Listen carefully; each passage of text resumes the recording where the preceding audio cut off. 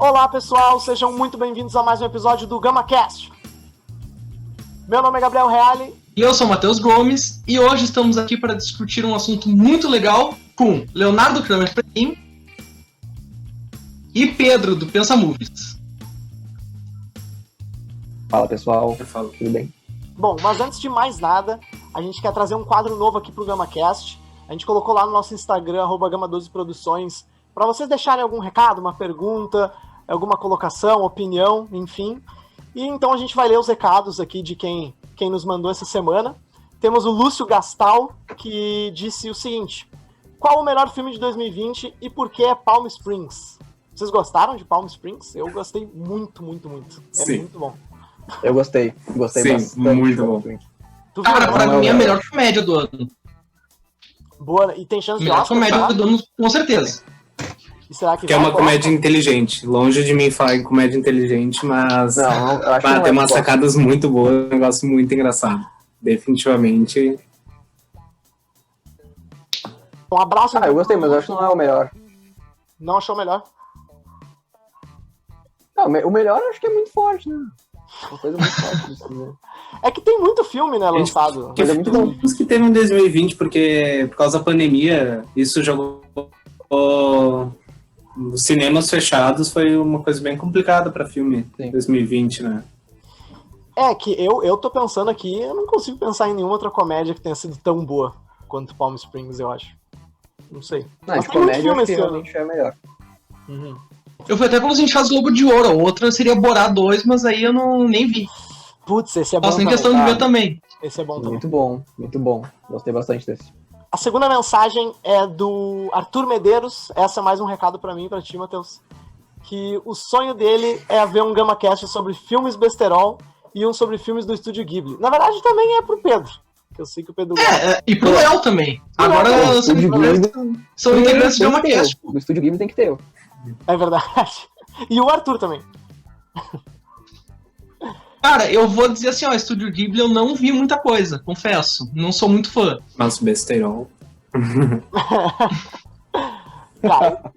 Então, pessoal, para começar o nosso episódio do GamaCast, como primeiro tema aqui a gente escolheu essa desvalorização do cinema nacional, que é um assunto super em moda, né, atualmente, né? A gente viu alguns exemplos de filmes brasileiros que conseguiram grandes façanhas aí em premiações internacionais, e a gente sempre volta com aquela história, né, de por que será que a gente desvaloriza o cinema nacional, por que será que existe uma imagem ruim dentro do cinema nacional. E para começar a nossa discussão, eu queria dizer que é tudo culpa dos Estados Unidos e desse imperialismo cultural dos Estados Unidos, que a gente sempre acha que Hollywood é melhor e Hollywood muitas vezes não é melhor. Dissertem sobre isso aí. Gabi, eu até acho que sim, é mais ou menos nessa linha, só que ainda é muito anterior ainda.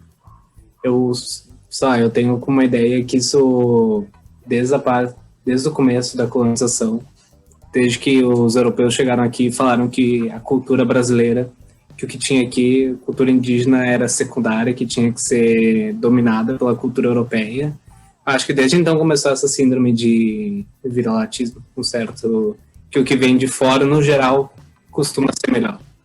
Isso é uma coisa bem de longa duração, que a gente tem até hoje, e se estende para qualquer coisa, seja música, seja arte. Então, o cinema, né, é isso. Eu acho que a gente pode perceber isso em várias escalas dentro da nossa sociedade, né? Tanto em diferentes de arte, seja cinema ou música, né, que nem o Léo falou, mas seja até na regionalidade do Brasil. Eu trouxe mais como uma brincadeira, né? Mas é que eu não consigo desassociar, assim. Eu acho que são muitos fatores, né? Não é só o imperialismo cultural norte-americano, mas eu vejo muito como uma imagem construída por muitos atores diferentes, sabe? Porque se a gente pegar, por exemplo, os pornôs chanchada da década de 70, né? E aí o nosso vídeo já acabou de ser desmonetizado aí no YouTube.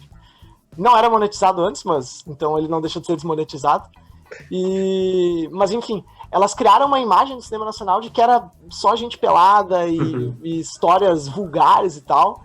E eu acho curioso isso, porque foi meio que se criando essa imagem e ela vai passando por diferentes atores, né? Tanto mídia quanto as pessoas, quanto marketing dos filmes, e eu acho que isso meio que perdura ainda, sabe? E aí tu pega também junto os Estados Unidos, que produzem filmes com milhões e milhões e milhões de dólares que fazem efeitos especiais, a gente acaba meio que botando numa balança de comparação, né?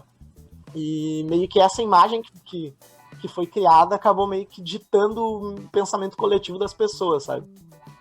Mas eu concordo com o Léo, acho que realmente surge há muito mais tempo, tem tudo a ver com isso de viralatismo, né? Porque mesmo os filmes que são premiados fora, às vezes a gente não gosta muito, acha que são ruins, a gente acaba tendo meio que uma comparação com outros países, né? Eu acho que os filmes nacionais que fazem sucesso, assim, fora as comédias da Globo, que a gente gosta de falar que são os que enchem o cinema, são filmes com uma estrutura parecida com um filme hollywoodiano, né? Por exemplo, o Bacurau, ele não deixa de ser um filme com uma estrutura mais americanizada, assim, mais do estilo dos Estados Unidos de fazer cinema, pelo menos do meu ponto de vista, apesar de ter a coisa da cidade pequena, do Nordeste, das coisas de interior, bem brasileira mesmo. Eu acho ainda que ele tem, em termos de estética, uma coisa muito mais parecida com o cinema feito nos Estados Unidos do que o cinema brasileiro mesmo. Porque realmente, sobre o que o Gabi falou das pornochanchadas, que foi um momento muito ruim para a arte, para a cultura no país em geral. Porque era um momento de retrocesso, ditadura militar impondo censura prévia, suprimindo qualquer forma de expressão. Poucos artistas conseguiam realmente se impor, seja no teatro, seja em músicas, e correndo um risco real de perder a vida, porque esse era o momento. Não é que nem hoje bala de borracha, a polícia e o exército não estavam nem aí para a vida das pessoas. Então era difícil fazer um cinema realmente brasileiro naquele momento, fazer um cinema que expressasse a nossa cultura, expressasse como é tu viver no sul do mundo, num país explorado, viver na América Latina, um país com muita gente de muitas etnias, muitas origens, muita coisa diferente. Isso simplesmente não interessava para os donos do poder naquele momento. O que aconteceu ali nas pornochanchadas é que era uma forma fácil, acessível de fazer cinema e que mexia todo com aquele estereótipo, todo aquele machismo do brasileiro que dava dinheiro, que seguiu, que perdurou. Eu considero bem triste isso no momento. Até o fim da ditadura a gente tem um renascimento do cinema nacional. Mas ainda assim, acho que na sociedade como geral, a gente não perdeu esse sentimento de desvalorizar. Por mais que o cinema tenha mudado, acho que a gente como população não percebe isso, né? A gente fecha os olhos. Sim. E não sei, eu acho que não vejo o cinema como essa questão do sangue ser de ketchup, sabe? É que o cinema nacional ele tem uma estética muito própria, né? É a estética brasileira. Por exemplo, uma coisa que eu vou falar que talvez até me incomode um pouco no cinema é sempre a questão do áudio. Porque parece que filme nacional sempre tem aquele descompasso no áudio. Entre, às vezes, tu não consegue ouvir direito um diálogo, aí com o efeito tá muito mais alto, o barulho. Porque é aquela estética de tu tá com a câmera aí na mão e tu tá gravando na rua, e tu tá gravando num cenário, tu tá numa casa de família brasileira, tu tá, sei lá, na rua, numa favela, realmente mostrar ali a realidade. Claro, são atores, estão inventando uma história, mas, pô, isso tu pode transpor para qualquer dia a dia brasileiro. Falando nisso, assim, uma das coisas que mais me incomoda com o filme mais antigo do nosso cinema é o áudio mesmo, porque ele às vezes me tira, que tu vê que é a dublagem em cima, tu vê que a sincronização do lábio não tá certo com o áudio, e isso me tira um pouco do filme às vezes, que é uma coisa recentemente não tem tanto isso, mas principalmente os filmes mais antigos é muito, muito claro de ver como era gravado o áudio de estúdio e posto em cima da película, assim. Os filmes do Zé do Caixão eram todos assim, né? Ele não tem o áudio dele. Inclusive, a voz do Zé do Caixão não é dele, né? Não é o José Mujica Marim que faz a voz dele no início. E sobre essa questão do áudio, tem um filme que é do Kleber Mendonça Filho, do mesmo que fez o Bacurau, que é O Som ao Redor, que ele brinca bastante com isso porque ele retrata um bairro no subúrbio de Pernambuco, não vou ter certeza. Pernambuco. E ele mostra como é que é a vida normal de uma classe média ascendente, sabe? Esse filme é dos anos 2010, 2012, por aí, que é bem quando a classe média tá ascendendo. Então ele mostra os sons da região, ele mostra os barulhos, e máquina de lavar, e aspirador, e carro, e barulho de criança. Às vezes tu não ouve bem o áudio, às vezes tu ouve. Então ele faz bem essa brincadeira, tipo, tu tá realmente imerso ali num bairro suburbano de uma classe média que tá crescendo. Isso é bem brinca com essa questão do áudio no cinema. Eu acho que entra também na questão de ter o equipamento técnico que consiga captar isso bem, né? Porque Não sei se foi como é que é o som ao redor, mas o Bacurau ele já foi todo mixado lá fora, né? O áudio dele.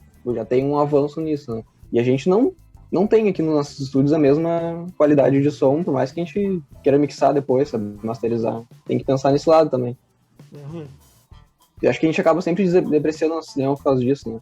Até pelo efeito especial, dizer que aqui só tem sangue de ketchup, mas se parar pra olhar os terrores nacionais atuais, não é ketchup tudo. É bom, é muito bom a qualidade do terror. Até, Pedro, eu converso assim com o que eu tinha imaginado antes, que um dos motivos da gente acabar desvalorizando o cinema nacional é a questão da comparação, sabe? É do tipo, na nossa mente, o cinema base é um cinema hollywoodiano, né? É um cinema ali de explosões e efeitos e que a gente vê que é muito bem feito. Só que eu acho que a grande moral do nosso cinema mesmo, assim, a grande sacada é o jeito que o nosso cinema acaba refletindo a sociedade brasileira, sabe? Eu acho que, na minha opinião, assim, o cinema brasileiro consegue dar um passo fora da curva quando ele faz isso. Mesmo que sejam filmes antigos ou filmes novos mesmo, eu assisti agora Rio 40 Graus, não sei se vocês já chegaram a ver. Cara, é um filme demais, assim, uma coisa incrível. E ele é de 1955, tem a dublagem que o Matheus falou, que é horrorosa. Os atores, eles falam, 2 palavras e na dublagem é uma fala inteira, tá ligado? Um bagulho bizarro. Só que é um filme interessantíssimo, assim, de realidade crua, sabe? É o início do cinema novo. E ele pega o Rio de Janeiro e ele faz um apanhado do que era o Rio de Janeiro naquela época, sabe? Então eu acho que se a gente conseguir, assim, de alguma forma, começar a entender o cinema brasileiro como uma coisa meio separada do que a gente entende como cinema base, né? Que seria o de Hollywood, eu acho que talvez a gente vai conseguir gostar muito mais, sabe? Porque se a gente pegar, por exemplo, até o que o Léo falou antes do viralatismo, né? O pessoal de fora adora o cinema brasileiro. Os grandes filmes que a gente exporta, sabe? Cidade de Deus, o próprio Bacurau agora, Tropa de Elite. Enfim, eles adoram o cinema brasileiro, eles acham muito bem feito. E acaba, às vezes, meio que trazendo certo preconceito por os filmes que bombam lá serem só de um estilo, né? Mas tem muitas outras coisas boas sendo feitas. E eu acho que é muito ligado a esse viralatismo, assim, né? A gente achar que tudo é uma merda que é feito aqui, mas na verdade tem muita coisa boa e a gente só precisa mudar a imagem que a gente tem, sabe? Eu acho que a imagem é tudo nesse caso. É a gente mesmo, né? O negócio que tá na gente. Porque o nosso cinema é muito valorizado lá fora. Inclusive, eu vi no Instagram da Sandra Kogut, que é uma diretora brasileira, lançou esse ano 3 Verões, que saiu direto pro streaming, não chegou a ir pro cinema aqui, de pessoas mandando pra ela fotos do exterior, tá? Na Itália, eu acho, França. Cara, o filme lotando os cinemas, assim, sabe? Muito divulgado lá fora. E se lançasse um cinema aqui, não teria esse mesmo valor. Não ia acontecer isso, entende? Lá no cinema é muito bem visto. Sai um filme nacional lá fora, o pessoal gosta bastante. Sim. Menos que fosse um filme, sabe, Globo Filmes, porque daí é meio que uma receita e tem todo o aparato da Rede Globo por trás para gravar um filme. Então, não desmerecendo, né? São expressões diferentes, mas realmente é muito mais atrativo.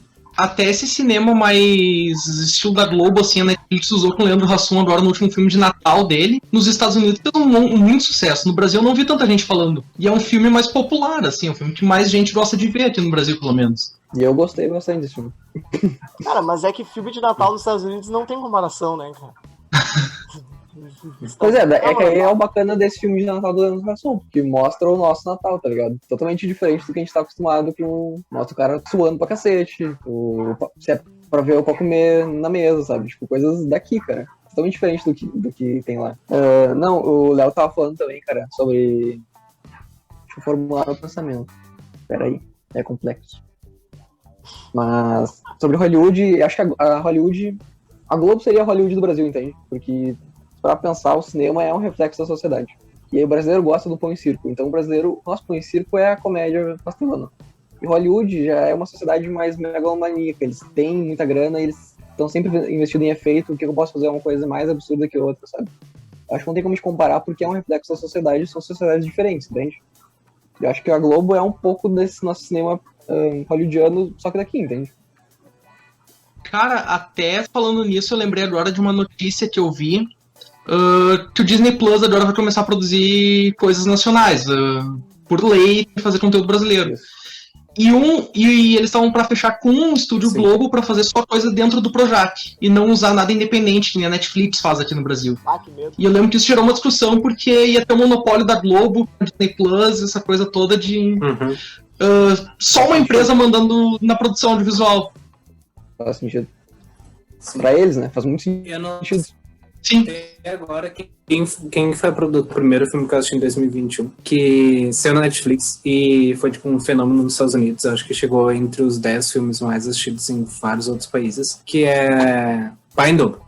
Ah, Pai em Dobro. Pai em Dobro, que é um filme tipo bem, assim, público adolescente, para aquele público bem aquela estética de Globo Filmes, mas fez um super sucesso. Eu fui ver as críticas no IMDb, praticamente só tem crítica de estrangeiros e, no caso, indianos. E depois que eu assisti o filme, eu entendi o porquê tem tanta críticas dos indianos, mas... né, tá, tudo bem. Mas, tipo, foi, assim, fez o maior sucesso e é um filme que eu não tava dando muito, eu não ia assistir, mas aproveitei a experiência. Cara, Cidade Invisível fez um baita sucesso também. É uma série, né? Mas Sim. eu acho que entra muito nessa questão do efeito especial, porque é muito bom os efeitos especiais. É muito bom. Muito boa história. Mas eu tenho certeza que tem gente também. que olha e pensa, mas o Vingadores estava melhor o efeito lá. Isso Tava melhor do Vingadores. Sabe, a gente tem essa mania de comparar, né? E realmente, Cidade Invisível é excelente, cara. Eu acho muito bacana isso. Tanto pela divulgação cultural que faz, caiu aqui. Tu diz, o sangue é de ketchup, tá? Mas foi o Curupira que matou. Já compensa, né? Cara, sem comparação. E olha que louco isso, né? Porque mesmo assim, a Cidade Invisível fez sucesso e eu vi que o pessoal daqui mesmo gostou, tá ligado? Valorizou a série, a ideia e tal, mas mesmo assim não foi sem algumas críticas, né? Do pessoal, de algumas lendas ali que eram indígenas e o pessoal usando só atores brancos. Uma série que é passada, é Rio de Janeiro, a série Rio de Janeiro total, né? Tipo assim, todo mundo com o mesmo sotaque e tal. Então é louco isso, né? Porque a ideia é genial, tá ligado? É tipo um American Gods brasileiro. Só que não é algo que, sabe, não receba críticas também, né? A gente, às vezes, o modo de fazer também pode ter um cuidado diferente, né? Acho que é um problema dentro do país também, que nós temos Às vezes a gente pega produções que são regionais, grava elas no Rio de Janeiro e só com sotaques cariocas, ou naquele eixo Rio de Janeiro-São Paulo. Acho que um exemplo bem vou até dizer gritante um pouco, é O Tempo e o Vento, que é uma história, que é uma epopeia do Rio Grande do Sul. Aí tu vai ver, sei lá, o Neto tem o sotaque mais carioca que eu já vi em toda a minha vida. Então, todos os atores, uma coisa bem discrepante, mas tudo bem, dá pra assistir, né? Não é nada assustador. Mas tipo, isso de Cidade Invisível eu acho relativo, sabe? Porque, tipo, eu acho interessante eles trazerem no contexto do Rio de Janeiro, a série, pra dar um contexto mais próximo pra gente, sabe? E ao mesmo tempo acho que eles não perdem o valor cultural que a lenda traz, sabe? Sabe? Trazer o Saci, que era um escravo, e botar ele agora como um ocupante da favela, morador de ocupação, sabe? Eu acho que traz o peso pra atualidade, entende? E se não ficou bom, cara, fazemos de novo, fazemos outra série, fazemos outra coisa, mas não parem de fazer coisas sobre nossa cultura e sobre nosso folclore, sabe? Eu acho que aí é que tá. Tudo bem criticar, mas tipo, vamos fazer de novo então, vamos fazer outro filme, vamos fazer outra série, sabe? O que importa é fazer. Até vi um pessoal falando de fazer uma segunda temporada, daí respeitando, mudando essa coisa, tirar um pouco do eixo do Rio, tentar respeitar um pouco mais cada ser mitológico nosso aqui. Por exemplo, usar a cultura do Boto Cor de Rosa de uma forma correta, incluindo na série. Então, de dar uma segunda oportunidade para a própria série mesmo, só que de outra maneira. Até porque eu acho que a ideia também é a gente ter uma porta de entrada para isso, sabe? Para ter uma série na Netflix que a gente já sabe que Netflix é gigantesca em termos de visualizações e pessoas que aderiram e tudo mais, sem querer fazer propaganda, mas também eles nem precisam. E numa das maiores plataformas de streaming, sendo produzida uma série brasileira, que está fazendo sucesso em todo mundo, e é uma porta de entrada para a cultura brasileira, para o folclore, né? E as pessoas começarem a pesquisar, tipo, é que nem... deve ter acontecido com Cidade Invisível, mas olha o Gambito da Rainha, por exemplo, nada a ver com o cinema nacional, né? Mas as pesquisas de xadrez no Google aumentaram, assim, inacreditavelmente, sabe? As pesquisas por saber o que era Gambito, e como é que joga xadrez, e inscrições no site lá do chess.com, foi algo que aumentou demais, né? Então o cinema, além de ser um reflexo da sociedade, ele é uma porta de entrada pra gente conhecer coisas novas, né? Culturas novas, né? Enfim. Eu vejo pela Terra Sem Homem, que é o Twitter, que depois de Cidade Invisível, muita gente começou a comentar sobre folclore brasileiro. E o que pegou pra mim, por exemplo, era que eu tinha na minha cabeça que a Cuca era aquela jacaroa do sítio do Capão Amarelo. Eu nunca imaginei que a Cuca poderia não ser um jacaré ambulante e loiro de vestido. Tu não imaginou que ela era Alessandra Negrini, né, cara? Meu Deus! Jamais! Sim, passou despercebido. 22 anos da minha vida sem saber. Não, e anos de lenda, né? E do nada a gente descobre que sempre foi Alessandra Negrini, cara. É uma coisa incrível. Isso é uma coisa também, né, cara? Porque o Monteiro Lobato fez uma adaptação do Jacaré e é uma adaptação dele. E agora estão fazendo outro tipo de adaptação, sabe? Acho que ficar por ser uma adaptação do Rio de Janeiro não é muito válido, sabe? Porque Sim. Eu acho válido fazer adaptações. Mas eu só queria fazer um parênteses aqui com a coisa da Cuca, porque seria válido nesse momento usar a Cuca como um jacaré que tomou uma vacina. Queria deixar essa crítica que poderia ser feita também. Faltou bom senso, né, cara? Imagina a Cuca e o Zé Gotinho numa propaganda junto. Mas, eu fico pensando, imagina o pessoal lá no exterior pesquisando sobre o folclore brasileiro. Porque a gente já conhece, né, o folclore brasileiro. A gente já tem as nossas piadas. Mas eu fico pensando no pessoal pesquisando sobre o boto, cara. Imagina, tu entender o boto, cara. Uma loucura, porque tu pensa, o cara tá pesquisando lá, oh my god, wife fucker, he's a wife fucker. Sabe? O cara é comedor de casado, meu. Como é que tu vai entender isso? Eu não consigo, sabe? É muito fora da minha realidade. Outra coisa que eu acho interessante, cara, é a questão do cinema representar a nossa realidade e de como a gente se sente em relação a ela. Acho que tem um pouco a ver aquilo da grama do vizinho ser sempre mais verde, né? E acho que isso cai um pouco pra desgraça também. O sofrimento do vizinho é sempre mais desgracento. Sabe, se emociona muito mais vendo um filme sobre a Segunda Guerra Mundial ou sobre uma guerra lá fora, do que quando a gente olhar pra nossa realidade, ver a nossa desigualdade social e olhar pra nosso redor. A gente não se emociona muito e vira a cara pra rua quando a gente vê alguém necessitado. Então acho que cai um pouco sobre isso. Até a desgraça do outro é sempre mais verde, né? A gente se emociona menos com o que tá ao nosso redor, que é a nossa realidade. Sim. E mesmo assim não é a nossa realidade. Tipo, subir escarrada aí certinho, só tu bate o olho e tu já te reconhece. Muitas vezes tem todo um processo para tu entender. Por exemplo, um filme que eu acho que foi muito mal interpretado e que é um dos meus filmes favoritos no cinema nacional é a sequência Tropa de Elite. Em especial Tropa de Elite 2, porque mostra a realidade de operações policiais, de um massacre policial acontecendo, um genocídio, uma guerra às drogas, a luta por poder dentro da corporação quanto dentro das esferas do poder público brasileiro. E tipo, é um filme que tu para e pensa, nossa, que lá, sabe, 2000 e poucos, 2008, 2010, não tenho certeza quando foi lançado, Tropa de Elite 2. Mas tu pensa na realidade de milícias no estado do Rio de Janeiro disputando o poder e elegendo seus deputados e pessoas vindo para Brasília. E a gente pensa, isso é assustador, é tão absurdo que não pode ser real. Só que daí tu bate o olho pro Brasil hoje, 2021, e, meu Deus, a gente tá quase num Tropa de Elite 2 mesmo, porque era aquela nossa realidade. E quando foi lançado nos cinemas, virou um grande blockbuster nacional, as pessoas acabaram não passando desse óbvio, não seguindo a linha, e ficou mais como um filme de tiro, um filme de olha que legal, o bop subindo e acabando com um malandro na favela, no morro. Só que não é sobre isso o filme. O filme passa é isso, mas não é sobre isso. Tipo, que bacana, né? O cara se fudendo ali, que bacana. Que legal, né? Vamos matar o vagabundo, que bacana. Queria ser o Capitão Nascimento, né? Como? Queria ser o Capitão Nascimento, né? Tipo, sim. A pessoa assiste o filme e acha que ele é um herói, assim, tal, sendo que é uma baita crítica, assim, uma coisa pra gente refletir sobre quem ele é, tá ligado? E uma outra coisa, aproveitando que vocês trouxeram isso, assim, é que eu não consigo compreender como a gente assiste determinados filmes que não são do Brasil e naqueles filmes a gente consegue se identificar mais do que quando mostra a nossa própria realidade, sabe? Eu não consigo entender, assim. Porque, cara, Velozes e Furiosos, os caras com um carro atravessando de um prédio pro outro, não tô dizendo que não é legal, eu acho muito foda. Só que isso não tem nada a ver comigo, tá ligado? Eu nem sei dirigir, velho. Eu prefiro muito mais um filme ali que mostra, sei lá, uma crítica à sociedade brasileira e como as pessoas vivem, sabe? Sei lá, um filme do Milton Santos falando de geografia. Mas não representa nem pra eles os Velozes e Furiosos. Representa? Velozes e Furiosos não representa nem pra eles. Representa, cara. Pular de prédio é a coisa mais norte-americana que tem. É pular de um prédio, cara.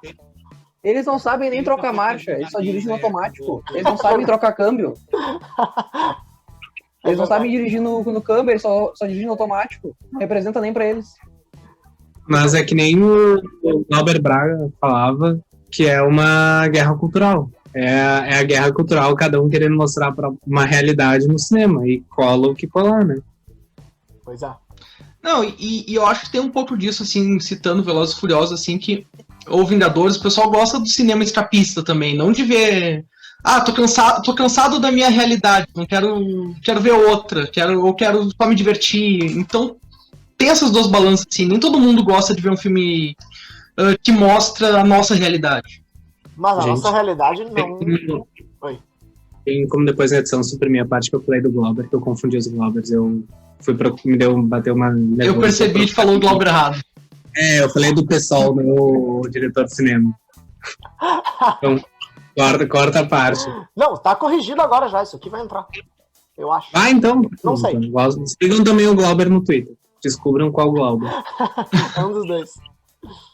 Cara, mas aí que tá. Se tu quer uma coisa escapista, pega um brasileiro, entendeu? Vai num Leandro Hassum, alguma coisa do tipo. Não, tô brincando, na real. Só faz o que quiser. Eu só acho que assim, ó. Existe um outro ponto também, que é a visibilidade, sabe? Que existe entre o cinema. Tipo, a gente só pensa a própria questão do cinema, né? Quem que consegue ir até o cinema, quanto custa um ingresso inteiro. Quando eu parar de estudar, eu não vou mais conseguir ir no cinema, tá ligado? Eu não vou nem a pau, porque é muito caro, é muito difícil. Os filmes brasileiros tem que ter lei para que os cinemas passem uma determinada quantia de filmes brasileiros, senão eles não vão estar nem aí. Então falta muito uma visibilidade, assim, né? E eu acho que é o que a gente falou no início. Os fatores, eles se interligam, sabe? Ao mesmo tempo que não tem visibilidade, ela não tem por um determinado motivo. E aí tu pega toda a interferência cultural norte-americana, principalmente, né? O sentimento de viralatismo do brasileiro, que nem o Léo falou, sabe? É tudo uma coisa que vai se interligando e forma essa imagem de que o cinema brasileiro é uma merda e os outros filmes são bons, assim.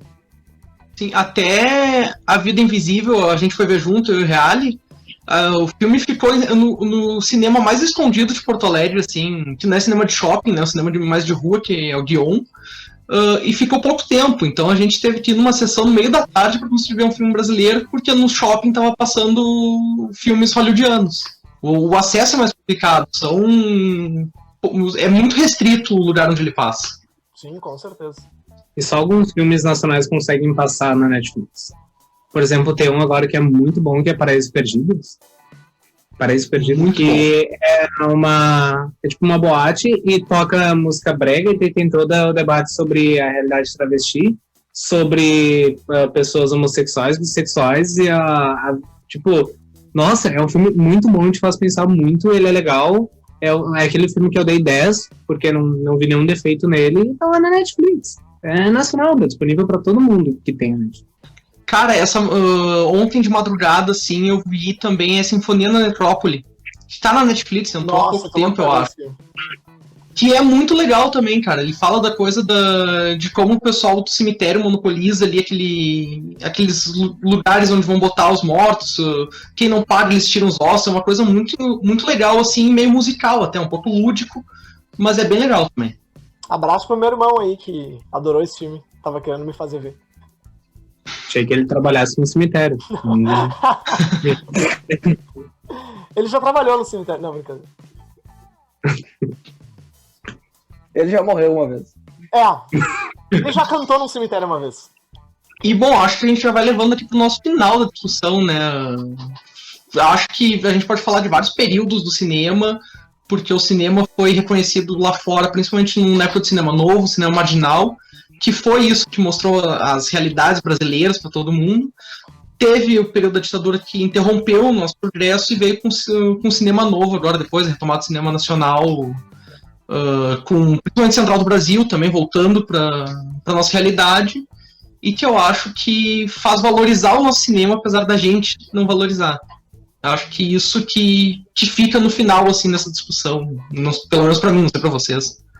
E o filme que marca mesmo essa retomada do cinema é o Carlota, acho que é com a Maria de Severo, que foi um filme... Sim, é um filme histórico e ele foi feito muito na pressa, nos maiores perrengues, várias gambiarras para tentar gravar um filme sem censura, um filme livre que, bom, mesmo uma realidade no passado fosse brasileira. E o mais legal, assim, de dizer, só pra complementar a informação, é que o filme te traz essa retomada dirigido por uma mulher. Algo muito difícil no cinema nacional também. Até o filme de Charlotte Joaquin, acho que tinham sido 3 ou 4 produções dirigidas por mulheres dentro do Brasil. Então isso é muito simbólico também pro nosso cinema. Sim, a gente trabalhou isso, inclusive lá no podcast com a Mari, né? Na temporada passada, que a gente trouxe os dados de filmes não só dirigidos, mas também protagonizados, assim. É uma discrepância bem forte, assim, sabe? Não é 52 a 48, assim. Recomendação aí pra quem não ouviu o episódio com a Mari. Mulheres no Cinema. Episódio 3. Então a gente discutiu aqui, não chegamos a conclusão alguma, né? Só que a gente precisa mudar a imagem do cinema brasileiro. E essa é uma função de cada um e também de um todo, né? Também não é a gente que vai mudar a imagem do cinema. E o detalhe é mudar a imagem do cinema brasileiro para os brasileiros. Porque lá fora, o Bacurau tem sido reconhecido, lá fora é reconhecido. É mudar a mentalidade dentro do Brasil. É verdade. E, pessoal, antes da gente encerrar o nosso episódio do GamaCast, a gente vai estrear agora um quadro que é a Rinha de Filme. E aí eu fiz isso daí porque vai aparecer agora na tela. Rinha de Filme. E aí um versus, assim. Pessoal, a Rinha de Filme é uma coisa muito simples, tá? Muito simples, não tem mistério. A gente vai dar um filme pra cada convidado, no caso um filme pro Pedro e um filme pro Léo. E eles vão ter que defender qual é o melhor filme em 30 segundos. Tá? Vai ser uma briga bem difícil, não vale xingamento, golpe baixo, abaixo da cintura não pode, desclassificação, e é basicamente isso. Não tem muito mistério, eu vou preparar... No futuro, quando a gente for gravar pessoalmente, podia fazer uma coisa mais física, né? Podia?